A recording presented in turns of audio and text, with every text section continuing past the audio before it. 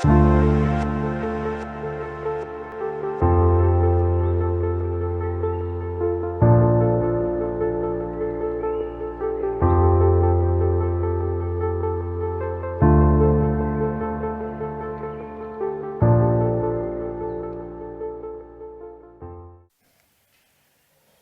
gloria a Dios porque el poder está en el Evangelio. Y el poder está en la figura, en la faz de Jesucristo. Así que le pido al Señor me ayude en su gracia, en su misericordia, y podamos exponer esta mañana con claridad lo que Él ha puesto en nuestros corazones, o en mi corazón, como pastor de la congregación local. ¿Qué le parece si va conmigo esta mañana a Mateo capítulo 7? Desplacémonos al Evangelio de Mateo en el capítulo 7.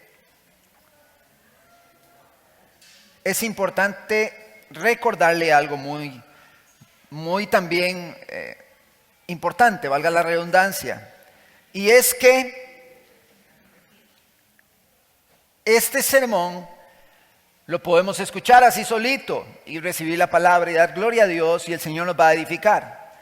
Pero este sermón debe verse también a la luz de la serie que hemos estado dando, La Casa de Dios, hablando específicamente de la iglesia, que es su cuerpo, que son los miembros del cuerpo, cuya cabeza es Cristo, de la iglesia que es edificada en Cristo. Entonces es bueno que veamos este sermón a la luz de los sermones que hemos estado dando las semanas anteriores. Así que si usted queda con una idea y un poquito así, ya sabe que puede ir al canal de YouTube y escuchar ahí los sermones, puede verlos ahí.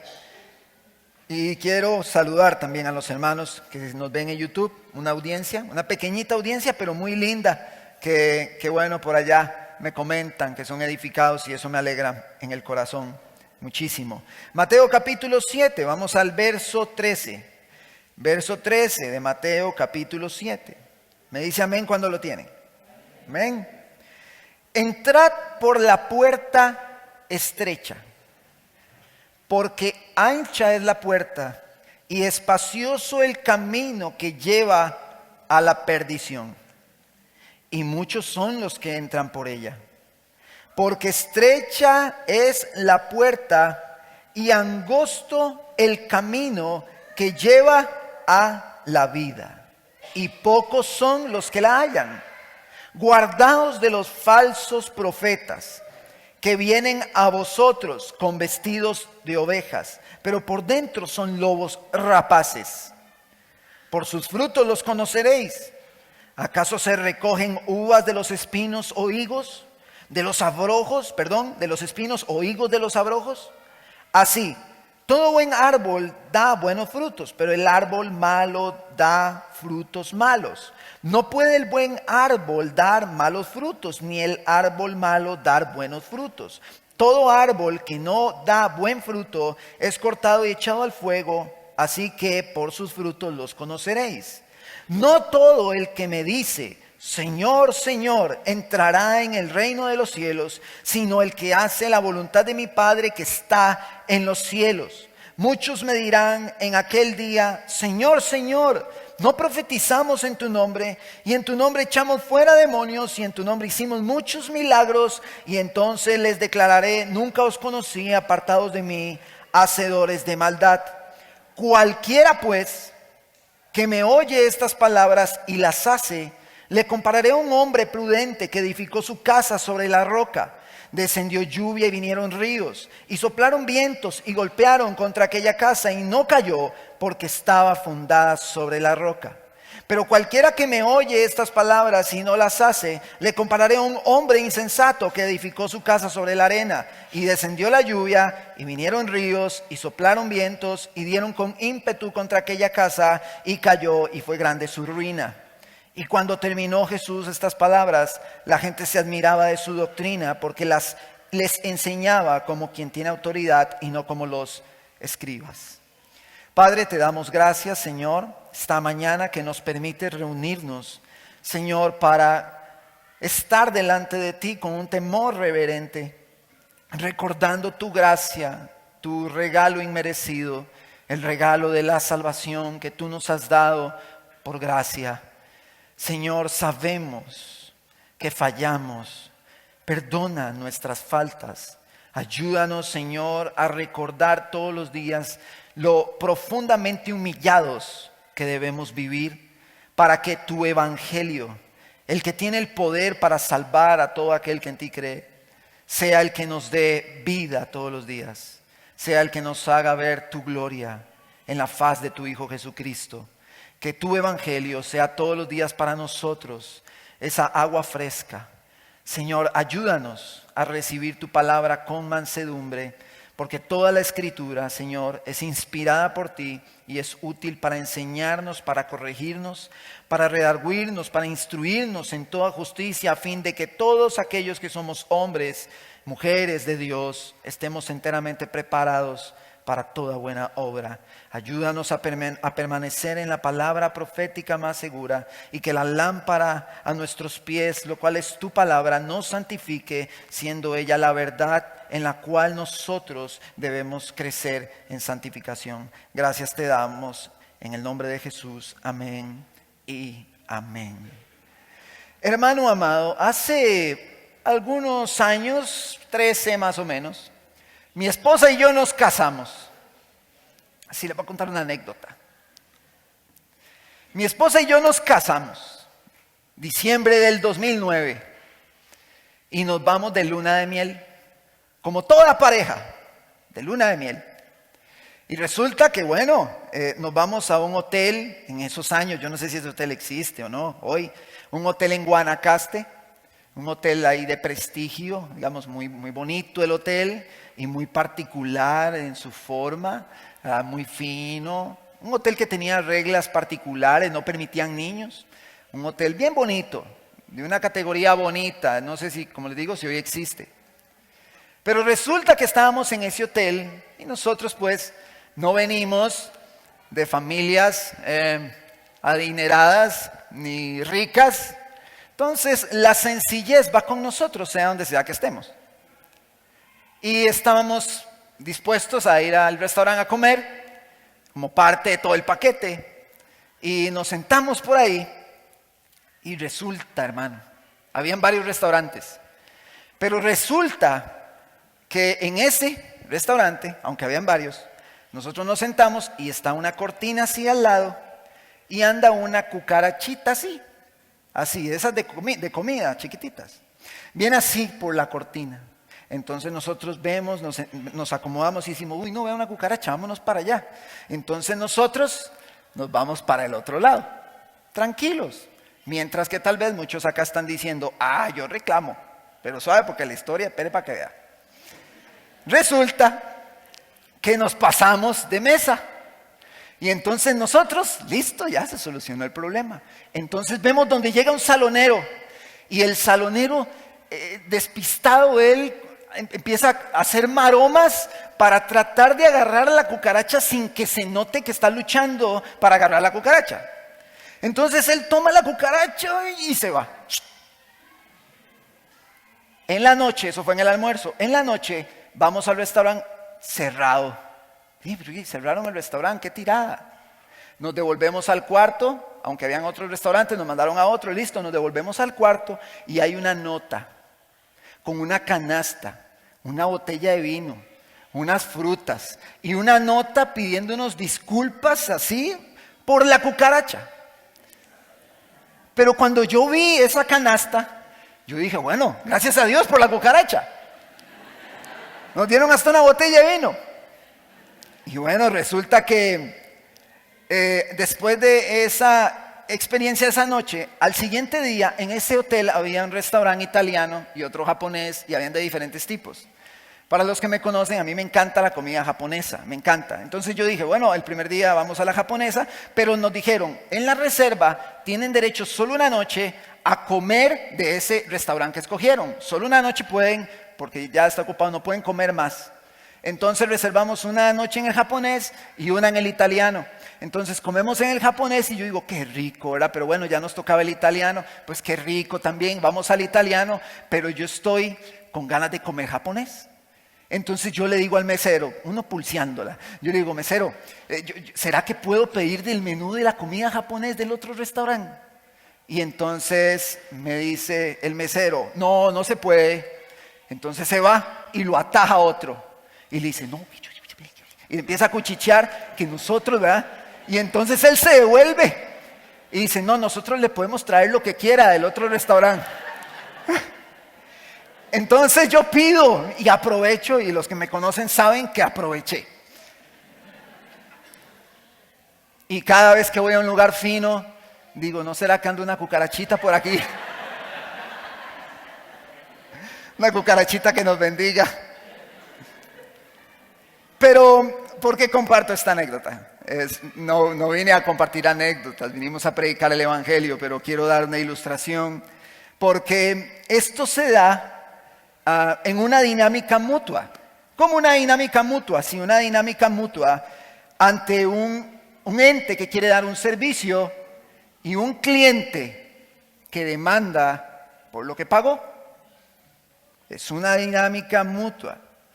Entonces, vemos en esta dinámica mutua del cliente que llega, paga por un servicio, y vemos cómo el ente que va a dar el servicio se esfuerza por dar el mejor servicio. Esto es una dinámica muy normal dentro de una sociedad de consumo, de una sociedad donde compramos productos y compramos y adquirimos servicios. Entonces tenemos dos tipos de personas. Cuando vamos a un restaurante y yo digo, bueno, el mesero me regala a mí la ensalada, pero que por favor no tenga tomate. Entonces el mesero me la trae con tomate. Entonces yo le dije, mesero, es que yo la pedí sin tomate. Hay personas que se les hace muy fácil hacer el reclamo. Se les hace facilísimo. Yo no, yo tengo ese problema. David, usted está equivocado porque usted está pagando un servicio. Bueno, pero yo tengo ese problema. Cuando me sirve la ensalada, yo lo que pienso es, está cocinando, está trabajando, seguro tiene familia, seguro está con problemas, con situaciones, el mesero tiene... Y yo me hago toda una historia que me hace débil ante ese reclamo. Pero hay personas que no. Hay personas que dicen, no, yo pedí la ensalada sin tomate, hágame el favor, se lleva la ensalada y me la cambia.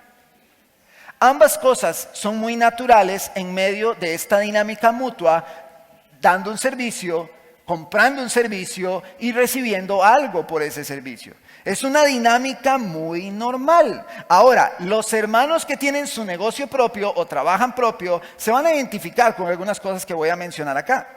Hay una frase célebre que ha sido como el eslogan para muchos desde 1909, que es, el cliente siempre tiene la razón. Todos conocemos esa frase. Y entonces yo he escuchado gente decir, el cliente siempre tiene la razón, vaya reclame. El cliente tiene la razón. Pero bueno, esta frase célebre del cliente siempre tiene la razón es un lema o eslogan que anima al personal de servicio a dar alta prioridad a la satisfacción del cliente. Ellos tienen que dejar al cliente satisfecho, ¿sí o no? Y usted va a adquirir un servicio y usted quiere quedar satisfecho. Y usted quiere hacer que lo que usted invirtió le traiga como retribución un buen servicio. Este eslogan fue popularizado por comerciantes pioneros exitosos como Harry Gordon Sylfried, John Wanamaker, Marshall Fate para el año de 1909, cuando empezó a carburar muy fuerte esta sociedad de consumo. Entonces tomé del universo.com, de la América Economía, del 24 de mayo del 2018, un artículo que dice, pongámosle mucha atención a esto, una empresa o negocio sin clientes no existe. Es el usuario la persona más importante que ayuda a la proyección de un comercio, la cual requiere de un trato especial para que sus necesidades sean satisfechas. Pero ¿será que el cliente siempre tiene la razón? Este dicho, que ha estado por décadas en el mercado laboral y comercial, no es tan cierto. Y aquí entonces los que tienen su negocio propio ya están pensando, es cierto, el cliente no siempre tiene la razón. Es cierto. Entonces no es tan cierto, pues a la verdad del consumidor o del trabajador dependerá la situación. Marcando un giro en el mundo de negocios, señalan los expertos del área. Gabriel Roballo, presidente de la Roadmap Solutions, empresa de consultores, asegura que cada usuario es un universo y no se puede predecir su actitud. Sin embargo, señala que no es correcto protegerlo cuando acude con un mal comportamiento o exigencias sin sentido, lo cual traducimos como caprichos. ¿Sí o no? Esto no debe repercutir en la manera en que el gerente o el administrador lo trate. Con esto concuerda Herman Lynch, director del IDEPRO, Instituto de Desarrollo Profesional de la Cámara de Comercio, quien asegura que no hay nada más peligroso que tener clientes malos. Hay consumidores que drenan la energía, los recursos y la rentabilidad. La clave, dice él, está en encontrar las razones por las cuales los clientes complicados y convertirlos, identificarlos, es lo que dice él, y cómo convertirlos a clientes leales, pasarlos de un lugar a otro. Lynch aclara que todo usuario merece el esfuerzo, respeto y la mayor dedicación posible. Como empresa, a veces tocará sacrificar rentabilidad a cambio de resolver un problema con un cliente. Pero lo que no puede pasar es que se convierta en un hábito malo en medio de procesos internos. Frente a todos estos casos, Alex Ping, líder de operaciones de America Call Center, indica que la meta siempre será complacer al cliente. No obstante, enfatiza que las situaciones con clientes complicados siempre son analizadas. Entonces yo le saqué algunas ideas a este artículo. Bueno, lo primero es que sin clientes el negocio no existe. El usuario es la persona más importante que requiere un trato especial y debe buscarse por medio del que provee el servicio una satisfacción del cliente. Todo usuario merece respeto y la mayor dedicación posible. Y la meta siempre será complacer al cliente. Así trabaja el mercado laboral. Los hermanos que tienen su propia empresa o trabajan en lo propio, saben que deben esforzarse por satisfacer las necesidades del cliente. Ahora, esto se mueve en medio de una sociedad de consumo, donde en cierta medida le produce la idea a la sociedad de que todos aquellos a los que yo me expongo deben cumplir con las demandas y caprichos que yo tengo. De manera indirecta, esto produce una lucha contra la institucionalidad. ¿Por qué?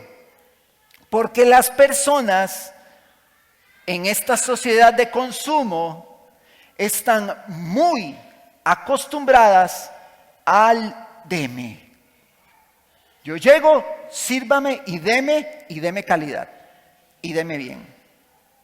Entonces, como les digo, hay personas que rápidamente demandan buena calidad y dicen, no, yo pagué un servicio desde A hasta C, a mí me da un servicio desde A hasta C, porque eso pagué yo.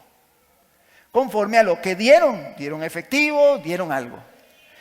Pero, ¿por qué atenta contra la institucionalidad? Porque las instituciones no funcionan en base a las demandas particulares de cada individuo. Las instituciones tienen sus propias reglas y sus propias normativas. No cabe el pensamiento de la sociedad de consumo en la institucionalidad. No cabe. Ahora, pastor, pero ¿por qué usted está hablando todas estas cosas? Porque la iglesia es una institución. Venimos hablando de la iglesia hace varios domingos. La iglesia es una institución, pero no cualquier institución. La iglesia se sostiene en Cristo a través de la palabra. Entonces, todo el pensamiento de la sociedad de consumo, en el tanto estamos en la congregación, es nulo. No sirve y no funciona. Entonces, usted dirá, pastor, pero no, todos aquí venimos conscientes de eso. Bueno, permita que el sermón le dé a conocer si en realidad estamos muy conscientes de que vinimos a una institucionalidad, a una institución forjada, edificada en Cristo.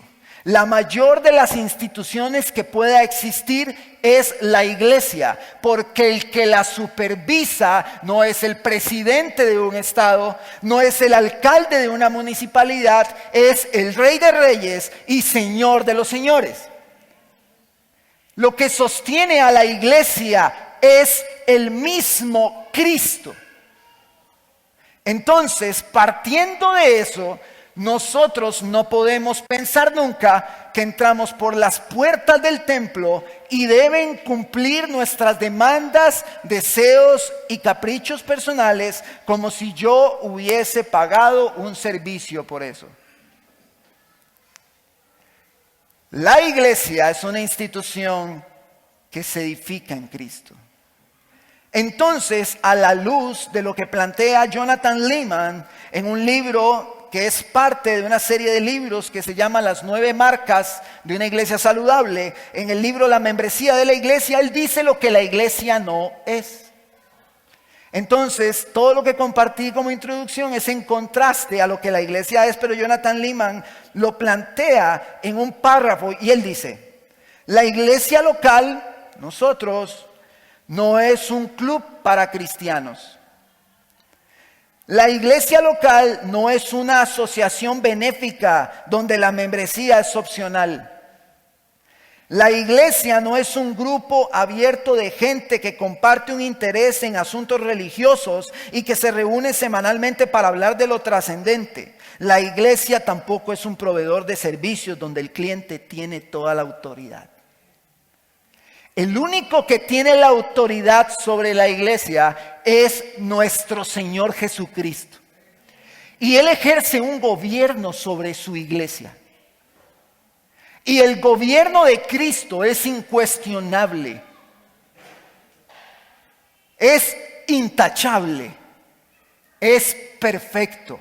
El gobierno que Cristo ejerce sobre la iglesia. Por lo general, cuando las personas se reúnen en el templo, las personas quieren los beneficios que tiene la iglesia.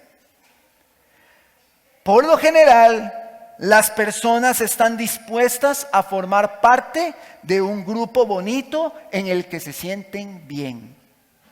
Pues yo me siento bien en la iglesia, es un grupo tan lindo, yo me siento bien. Eso es muy común. Es muy común que la gente diga: yo quiero estar en la iglesia porque cada vez que yo voy es tan lindo ahí.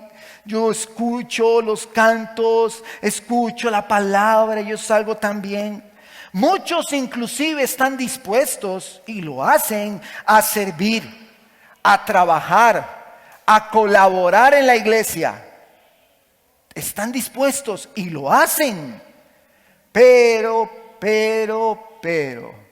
son muy pocos los que están dispuestos a someterse a la institucionalidad de la iglesia, a las normas de la iglesia. Pastor, ¿la iglesia tiene normas? Sí, la iglesia tiene normas. ¿Y quién las establece? ¿Usted, pastor? No, la palabra de Dios. Entonces, las personas tienen unas ganas profundas de tener los beneficios de Dios, pero no quieren someterse a las normativas que Dios nos da en su palabra. ¿Están conmigo, hermanos? La iglesia es columna, sostén de la verdad y está edificada en Cristo, el cual reina y gobierna sobre todas las cosas creadas. La iglesia debe caminar naturalmente bajo los lineamientos y parámetros del gobierno instaurado por Dios en la tierra a través de ella misma, de la iglesia.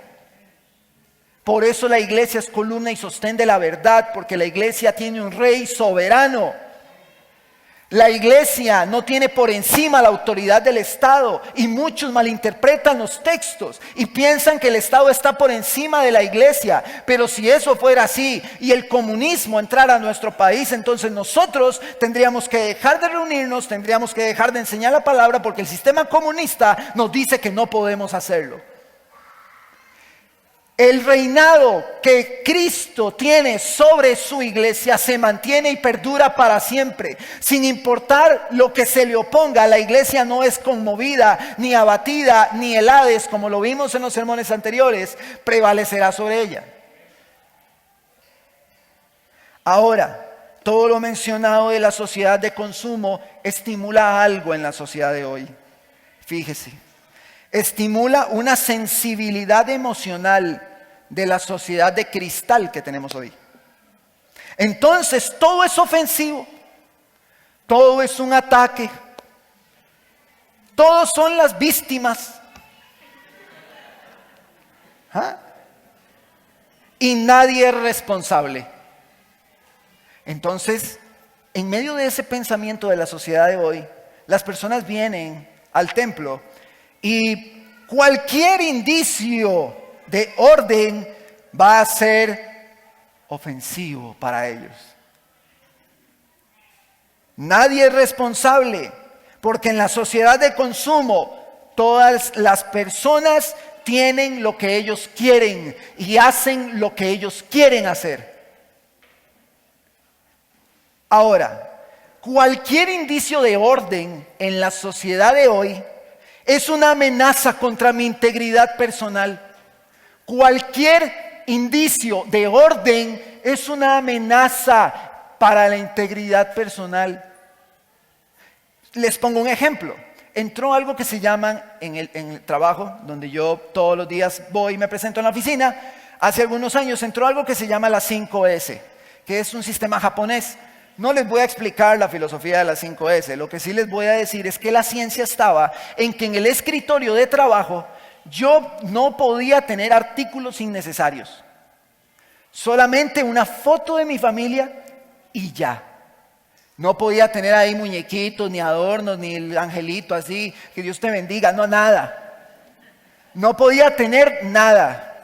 Entonces la empresa manda un correo y dice que a partir de tal fecha las 5S se respetan. Ah, bueno, pero entonces ahí viene qué pasó. Así pegaron el brinco. No, ¿por qué? Mientras yo quitaba los dibujitos de mis hijos, que yo los tenía pegados por todo lado, yo los quitaba. Y la gente empezó a reclamar. Y yo decía, ¿por qué reclaman? Si es una directriz, es nuestro patrono. Él dijo haga A, se hace A, ¿por qué cambiarlo? Y la gente reclamaba, no, pero es que yo tengo aquí esto y tengo lo otro. Y yo le decía a mi esposa, ¿por qué a la gente se le hace tan difícil seguir una instrucción? Quiten las cosas del escritorio y ya. Es nuestro patrono. Es el que manda. ¿Sí o no? Ahora usted dirá, sabe, pastor, ya estoy viendo por dónde va usted. Usted va como que en la iglesia es la misma cosa. Bueno, pues parecido, pero la diferencia es que el patrono que nosotros tenemos no es un hombre ni una empresa, sino que es el mismo Señor Jesucristo, que tiene un orden sobre todas las cosas. Así que nuestra tarea es hacer lo que Cristo dice que hay que hacer. Y si alguno tiene un problema con lo que Cristo dice que debemos hacer, debe someterlo a la oración. Y debe someter su orgullo y recibir la palabra. Pastor, pero ¿por qué usted dice esto? Porque muchos se congregan y dicen, pastor, todo muy bonito, pero conmigo no se meta. Ay. Todo muy bonito, pastor, pero usted llega hasta aquí. No se meta con mi vida. Bueno, pero con toda razón, ¿no? Con un montón de pastores que han hecho actos de corrupción, pastores que han abusado, pastores que han robado. Pero bueno, para eso es este libro, para que usted pese si su pastor cumple los requisitos que están en la primera, segunda carta a Timoteo, en Tito y en otros textos. Así que usted puede evaluar cómo es su pastor. Entonces, Cristo nos da una serie de lineamientos. Y muchos están sentados hoy en este lugar dispuestos a recibir todo lo lindo de Dios, pero no están dispuestos a someterse a la institucionalidad de la iglesia. Y vamos a dar ejemplos.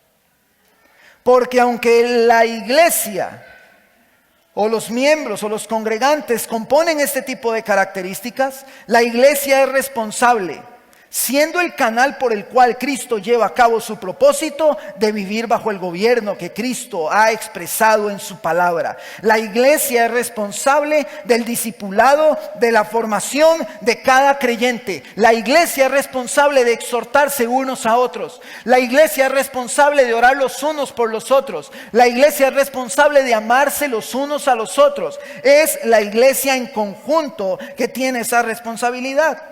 Ahora, la iglesia es responsable de mantener el orden bíblico en los diferentes escenarios, incluyendo los conflictos.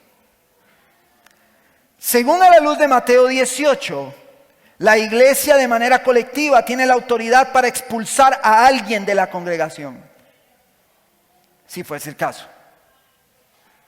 En la carta del apóstol Pablo a Tito, capítulo 3, verso 10, probablemente sea el texto que trabajemos la otra semana, pero voy a citar ese verso. Verso 10 y 11. Dice, al hombre que cause divisiones, después de una y otra amonestación, deséchalo, sabiendo que tal se ha pervertido y peca y está condenado por su propio juicio. Al hombre que cause divisiones, amonéstelo 1, 2 veces y después, si persiste, deséchelo. Pero como que estos textos en la aplicación no es muy común verlos. Primera de Corintios capítulo 5, leo otro caso, verso 11. Más bien os escribí, pongan atención a esto, que no os juntéis con ninguno que llamándose hermano fuere fornicario o avaro o idólatra o maldiciente o borracho o ladrón. Con el tal ni aun comáis. Hago una pausa ahí, lo cual Pablo lo que está diciendo es que hay algunos que dicen, Joan, yo soy tu hermano, pero soy un fornicario, idólatra, maldiciente y todo eso. Entonces Pablo dice, a todos los que son así, dice, verso 12, porque, ¿qué razón tendría yo para juzgar a los que están afuera? ¿No juzgan ustedes a los que están dentro? Porque a los que están afuera Dios los juzgará, pero de en medio de ustedes quiten a ese perverso. Eso dice el texto, no el pastor David, no, el texto. No soy yo, hermanos, es el texto.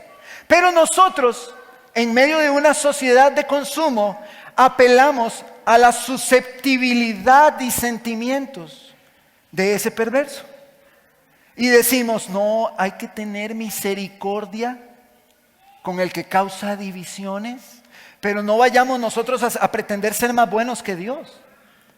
Cuando dice que si hay alguien que causa divisiones, se le reprenda 1, 2 veces y después, si persiste, adiós. Pero nosotros apelamos y decimos, no, es que está luchando. Está ahí luchando. Pero la palabra ampliamente presenta que la autoridad de Cristo es dada colectivamente a la iglesia a través de lo que vimos en Mateo 16 en relación con Mateo 18, cuando nosotros como iglesia tenemos la autoridad de atar y desatar, que no tiene nada que ver con lo que esas iglesias de la prosperidad y todo ese montón de tonteras hablan. El atar y desatar está completamente ligado a una autoridad que Dios le ha dado a la iglesia para cuidar el vínculo de la unidad y que dicha iglesia represente a Cristo y sea luz al mundo. Eso es lo que estamos viendo en todo esto. A la luz de Mateo 18 se presentan 4 etapas. Vaya conmigo a Mateo 18 y mantiene Mateo 7 por ahí. Mateo 18, 4 etapas. Estamos hablando de una iglesia hoy, no mencioné el título y pido disculpas, de una iglesia que hace la voluntad del Padre. Ese es el título del sermón. Pido perdón, no lo mencioné. Una iglesia que hace la voluntad del Padre. Mateo 18, versículo 15, me dicen amén.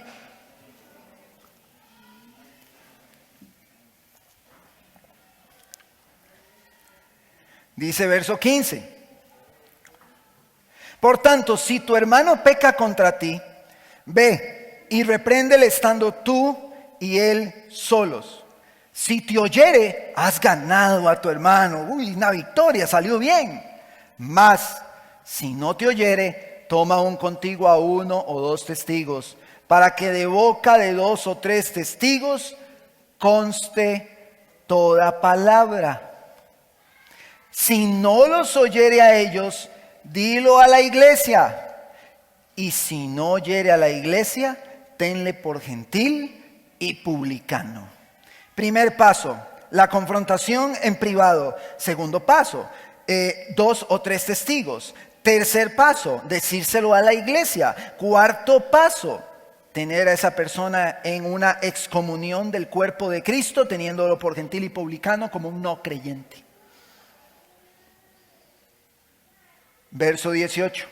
De cierto os digo, que todo lo que atéis en la tierra será atado en el cielo, y lo que desatéis en la tierra será desatado en el cielo. La iglesia tiene la autoridad para en conjunto, colectivamente, determinar quién es creyente y quién no lo es. La iglesia que hace la voluntad del Padre. Lo mismo de Mateo 16, siendo estas llaves del reino ligadas completamente a la autoridad, la iglesia debe velar por cumplir lo establecido en el texto. Ahora vayamos a Mateo 5. Digo a Mateo 7, perdón. Mateo 7. Vamos a Mateo 7.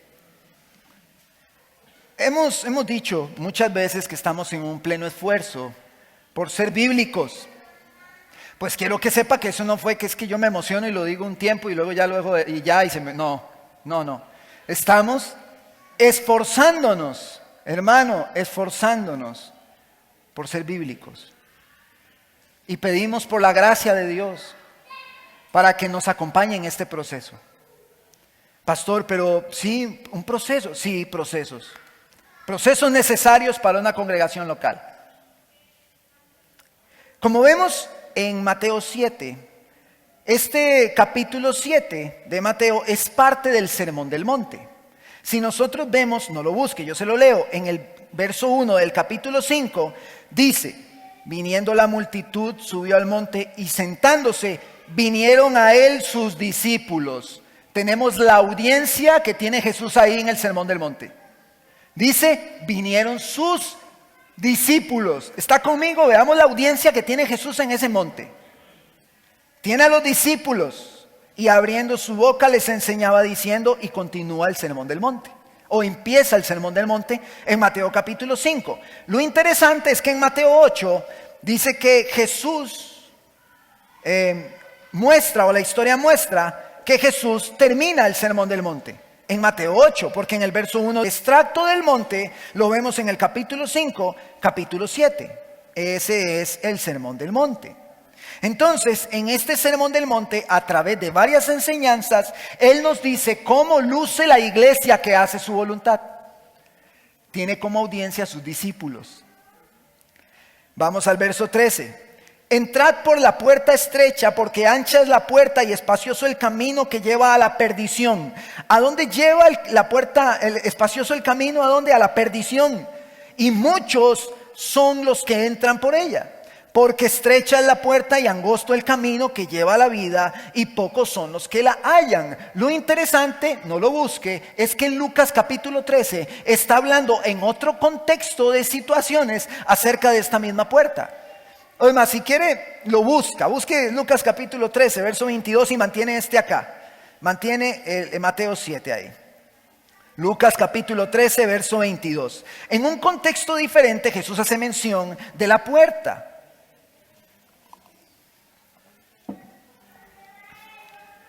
Me dicen amén cuando lo tienen. Pasaba Jesús por ciudades y aldeas. Estaba en otro lugar. ¿Cierto o no? Ahí lo dice clarito. Pasaba por ciudades y aldeas enseñando y encaminándose a Jerusalén. Y alguien le dijo: Señor, son pocos los que se salvan.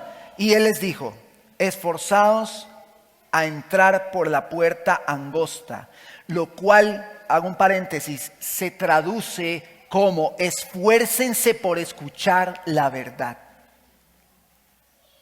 Ahora, pastor, pero ¿por qué usted dice que eso quiere decir eso? ¿Quiere decir eso que usted está mostrando? Bueno, continuamos. Porque os digo que muchos procurarán entrar y no podrán.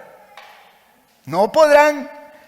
Después que el padre de familia se haya levantado y cerrado la puerta, y estando fuera, empecéis a llamar a la puerta diciendo: Señor, Señor, ábrenos. Él respondiendo os dirá: no sé de dónde sois. Esto comenzaréis a decir: delante de ti hemos comido y bebido, y en nuestras plazas enseñaste. Pero os dirá: os digo que no sé de dónde sois, apartados de mí vosotros, hacedores de maldad. La palabra, hermano, vamos a Mateo 7 otra vez. La palabra marca un contraste entre los que son y los que no son. El asunto es que dentro de los que están en las cuatro paredes de un templo, algunos no son. Ahora,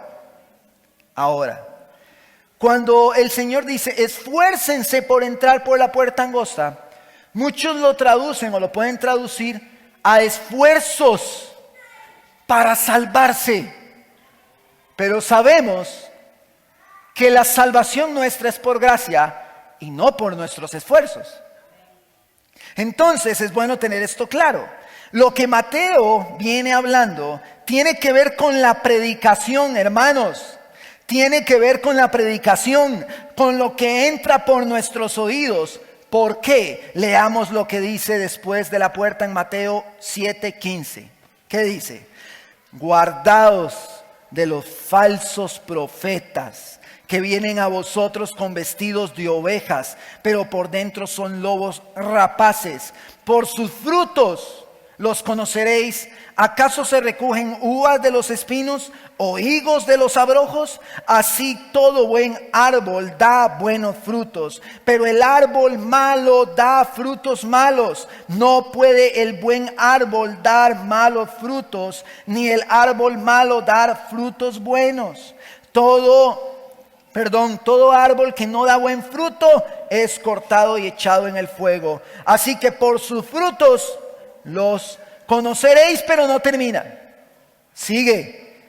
No todo el que me dice Señor, Señor, entrará en el reino de los cielos, sino el que hace la voluntad de mi Padre que está en los cielos. Entonces, la iglesia tiene que velar por hacer la voluntad de Dios. Le dice el Señor: entren por la puerta estrecha, porque angosto es el camino que lleva a la vida. Y después les dice: guardaos de los falsos profetas que vienen a vosotros con vestidos de ovejas. Viene hablando de la puerta, viene hablando del camino, e inmediatamente habla de los falsos profetas que predican algo que se aleja del evangelio. Ahora, cuando en Lucas 13 vimos en el verso 26 que delante de ti le dijeron aquel día: hemos comido y hemos bebido, y en nuestras plazas enseñaste. Están atribuyendo a todo lo que oyeron, a todo lo que les dijeron, el canal para ser salvos. Ahora, continuamos. No todo el que dice Señor, Señor entrará en el reino de los cielos, sino el que hace la voluntad de mi Padre. No lo busques, se lo leo. En Lucas 6, hablando de los 2 cimientos, Jesús les dice: ¿por qué me llaman Señor? ¿Por qué me dicen Señor, Señor y no hacen lo que yo digo? La iglesia que hace la voluntad de Dios, la que recibió la revelación que tuvo Pedro en Mateo 16, es la iglesia, hermanos, que hace la voluntad del Señor. Es una iglesia que dice Señor, Señor, y ese Señor, Señor, de verdad es su Señor. No es de la boca para afuera. El que vive bajo el gobierno del Señor hace lo que la palabra dice que hay que hacer. Cada paso que da se rige por la palabra de Dios, y todos nosotros unidos como iglesia nos sometemos al señorío de Cristo, a un gobierno instaurado para mostrar al mundo que Él es real. Vivir bajo los estatutos de ese gobierno involucra que el liderazgo, en este caso el pastor, lleve a la práctica en la comunidad de fe lo que el texto dice. Entonces el liderazgo es responsable de hacer que este gobierno que está lejos de la sociedad de consumo y que se acerca a una institucionalidad cimentada en Cristo, el pastor es el responsable de que eso se cumpla. Y quiero que sepa que yo me tomo a pecho mi responsabilidad. Y que Dios me ayude. Pastor, esto es muy serio. Bueno, pero es lo que el texto dice. Al no ser nosotros falsos profetas, adivine qué nos queda: cumplir lo que la palabra dice. Continúa en el verso 22 de Mateo.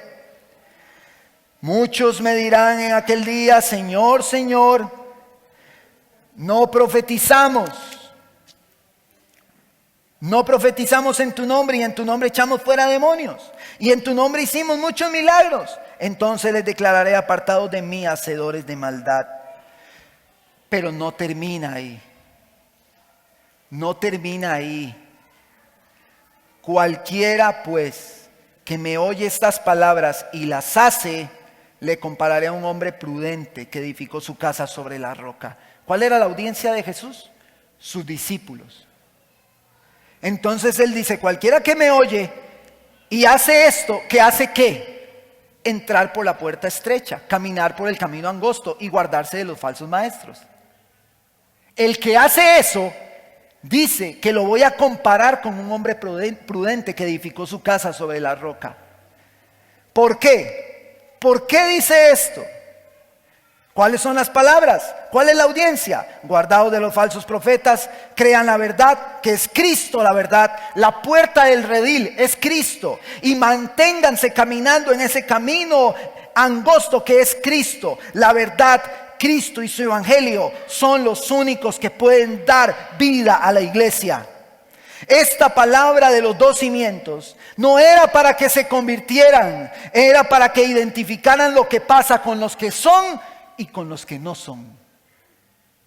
También esto lo tenemos que ver a la luz de la advertencia de los falsos profetas. Ahora dice, verso 25: descendió la lluvia y vinieron ríos y soplaron vientos y golpearon contra aquella casa, y no cayó porque estaba fundada sobre la roca. Pero cualquiera que me oye estas palabras y no las hace, ¿cuáles palabras? Entrar por la puerta estrecha y mantenerse en el camino angosto, guardarse de los falsos maestros. El que no hace estas cosas, dice, ¿qué dice? Descendió lluvia, vinieron vientos y no cayó. Pero el verso 26, pero cualquiera que me oye estas palabras y no las hace, le compararé a un hombre insensato que edificó su casa sobre la arena, y descendió lluvia y vinieron ríos y soplaron vientos y dieron con ímpetu contra aquella casa, y cayó, y fue grande su ruina. Esto es lo que pasa con los que escuchan a los falsos maestros. Entonces, las lluvias, los vientos que atacan a la casa no son los problemas de nuestra vida, hermanos. Son las enseñanzas de estos lobos rapaces que atentan contra el cimiento que tenemos en Cristo.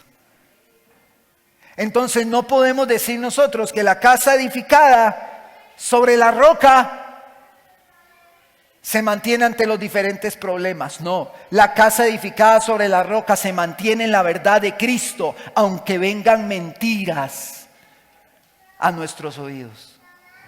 Por eso en la parábola del redil dice que las ovejas no escuchan a los extraños, porque solo escuchan al buen pastor. Los vientos y la lluvia no son los problemas que tenemos a diario. Los vientos y la lluvia son las falsas enseñanzas y son las falsas prácticas que tenemos nosotros dentro de nuestras iglesias. La verdadera iglesia se deleita en la verdad de Dios, y ésta estará dispuesta a cumplir lo que la palabra dice y a someterse a la iglesia local. Pastor, ¿a qué se refiere con someterse a la iglesia local? Que si usted pecó contra su hermano, arregle el asunto en privado. Y si no lo arregló en privado, bueno, vamos a proceder de la siguiente forma. Y si no lo arregló de esa siguiente forma, bueno, pues tendremos que comunicárselo a la iglesia. Y si resulta que usted aún no reaccionó, entonces le tenemos por gentil y publicando en una excomunión con los miembros de la iglesia. Eso es lo que el texto dice. Y nosotros como iglesia no nos mantenemos en enseñanzas de falsos maestros. No nos mantenemos, hermanos, no nos mantenemos con falsas doctrinas. Usted tiene el texto y lo puede pesar. Péselo. Pese el texto. Pero si hay algo que quiero dejar claro hoy, a la iglesia local, no a los que nos ven por YouTube, a la iglesia local, es que esto no se trata de venir solo a buscar los beneficios de Dios. Este cuerpo de miembros de los que venimos hablando no viene solamente a servirse unos a otros, viene a someterse a la institucionalidad que Cristo ha dado a su iglesia y al orden que Él mismo ha establecido. ¿Habrá algún problema con eso? ¿Habrá algún problema con someterse a lo que Cristo enseña? Pero hemos fallado. Tratamos de no herir susceptibilidades, producto de la cobardía que nos ha embargado a los líderes. Porque es que no lo puedo dañar, no puedo decirle esto así. Y nos brincamos lo que el texto dice. La roca es la verdad, la roca es Cristo, el evangelio de nuestra salvación. Él se reveló a nosotros, cambió nuestra identidad como iglesia y por medio de ello nosotros vivimos glorificándolo. Hermano, estamos atestados de falsos maestros en las redes sociales. Estamos atestados de una sociedad que quiere vivir en sociedad de consumo. Usted sabe por qué muchas personas corren a iglesias grandes. Porque llegan, se van y nadie se mete con ellos. Y no comparten con nadie. Y no involucran a sus hermanos en sus propias vidas. Esto atenta contra la unidad, fomenta la división y se opone al vínculo fraterno que la Biblia plantea que la iglesia debe tener. Entonces venimos a la iglesia y decimos, entre menos se metan conmigo, mejor. Entre menos tenga contacto con Jorge, mejor. Entre menos tenga contacto con Yesenia, mejor. Entre menos tenga contacto con todos ellos, mejor. Porque es necesario nacer de nuevo, hermanos. Es necesario nacer de nuevo. Esto no es, hermano, un club. Esto no es una asociación benéfica. Esta es la iglesia de Cristo. Y en la iglesia de Cristo se hace lo que Cristo dice. Y todos aquellos que hemos nacido de nuevo decimos gloria a Dios, amén, vamos para adelante. Y los que se sienten incómodos con la verdad, vendrán los vientos, vendrá la lluvia y será grande su ruina. Pastor, usted nos está amenazando. No, yo estoy diciendo lo que el texto dice. Estamos atestados de una sociedad de consumo que está produciendo un cristianismo flojo y líderes cobardes que no quieren aplicar lo que el texto dice para evitar herir susceptibilidades de la gente. Líderes cobardes. Para que nadie se ofenda cuando el hombre vive ofendiendo a Dios todos los días. Pero resulta que no son la sociedad de cristal que Dios libre de decirle alguito porque se enoja. Porque se resiente, pues me dijo, ya me resentí. No, hermanos, no. Si nacemos de nuevo, si Cristo nos ha rescatado y vemos la gloria de Dios en la faz de Jesucristo y tenemos la misma revelación que tuvo Pedro cuando Jesús le dijo, ¿quién dicen ustedes que yo soy? Y Pedro le dice, tú eres el Hijo del Dios viviente, tú eres el Cristo. Si tenemos esa revelación, no vamos a tener ningún problema con lo que la palabra dice que debemos hacer. Y si lo tenemos, el Señor quebrantará nuestro orgullo y entenderemos que la iglesia es un vínculo fraterno de unidad y de amor. Y que si usted es iglesia, usted ama al que tiene a su lado. Usted lo ama. Y usted está dispuesto a ayudar al que tiene a su lado. Y usted está dispuesto a velar por los intereses del que tiene a su lado. Ahora hágase usted esas preguntas. Usted disfruta estar con sus hermanos todo el tiempo. Le encanta estar con ellos. Es más, es intencional. Busca espacios para estar con sus hermanos. Esa es la iglesia. Pastor, yo no tengo eso. Ore, humíllese y vaya y esté con sus hermanos. Porque con sus hermanos Cristo edifica la iglesia. Y lo hemos dicho muchas veces. ¿Quiere usted saber cuánto pecado hay en su corazón? Vaya y relaciónese con sus hermanos. Y de pronto le empiezan a caer mal 2 o 3. De pronto usted se empieza a sentir superior que ellos. De pronto usted ya no quiere estar con ellos y los está aborreciendo. De pronto usted está envidiándolos. Y entonces sale nuestro pecado y la necesidad del evangelio. La necesidad de que Cristo opere en nuestros corazones. Entonces, si nosotros vivimos como iglesia, hacemos la voluntad del Padre. ¿Están conmigo? Es que como se acabaron los amenes como de unos 20 minutos para acá. No sé por qué será. Me tiene muy confundido.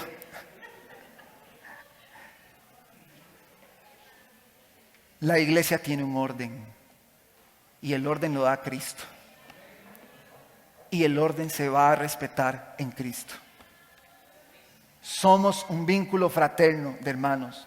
Pastor, pero es que yo llego a la iglesia y yo tengo problemas. Si usted pensó que en la iglesia no iba a tener diferencias, qué pena, se equivocó de lugar. Lo siento tanto por usted, pero va a tener diferencias con sus hermanos, las va a tener. Yo me puedo estar riendo con Michael ayer en una reunión y con Gerardo y hablando, y mañana podemos tener una diferencia. ¿Y cómo tenemos que arreglarla? A la luz de la palabra. Vamos a tener diferencias. Usted va a tener diferencias con su hermano.